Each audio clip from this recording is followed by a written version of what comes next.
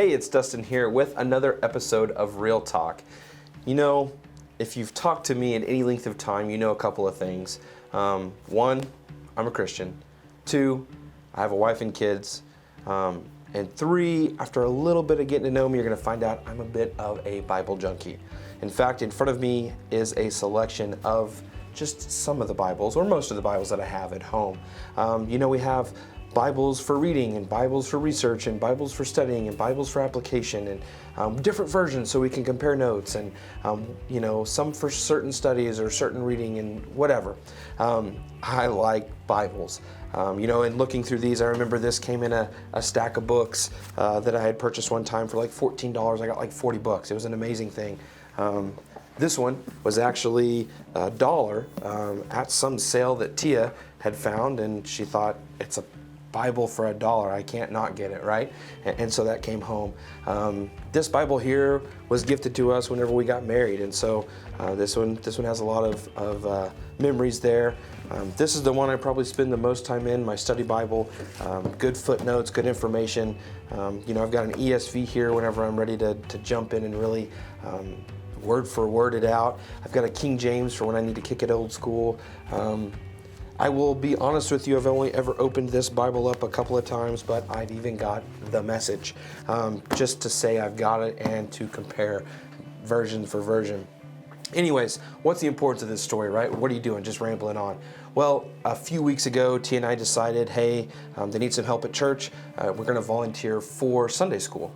And in getting into Sunday school, finding out they were reading an NLT. Nothing wrong with an NLT, but our Sunday school is second, third, fourth, and fifth graders.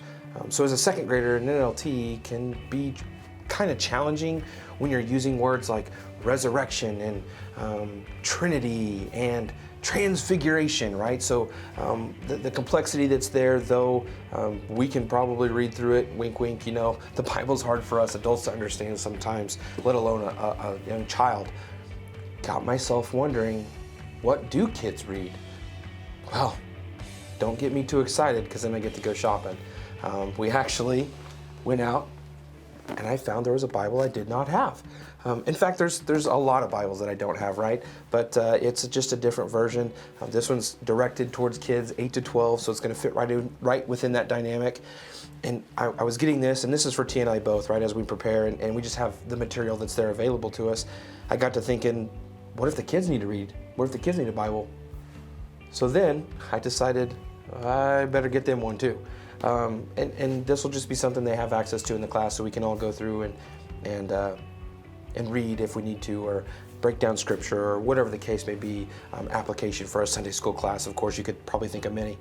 It's kind of quirky, and I know that some people might find it odd, like, wait a second, there's that book that's sitting there that I probably pick up and take to Sunday or to church on Sundays, but I don't really dive into. And here's a guy that, I have half a dozen or close to a dozen Bibles in my house, and I'm in them and looking at them and cross-referencing and looking at things. And it's kind of a weird thing, right?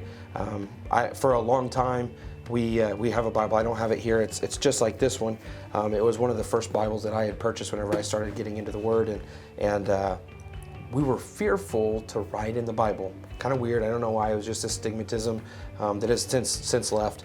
But we dedicated this one Bible to just writing in. So like if we were going to underline scripture or write in scripture or take notes or ask questions or whatever the case was, Tia and I both would share this one Bible to write in and underline in and use as a reference. Anyways, just a short little, hey, what's going on with Dustin, little life update, what's going on with me, and now you get to see a little bit more into the craziness that we call life. Hope you're doing well. Hey, this wasn't about real estate, but if you do have any real estate related questions, I'm always here and available to you, and I hope to talk to you soon.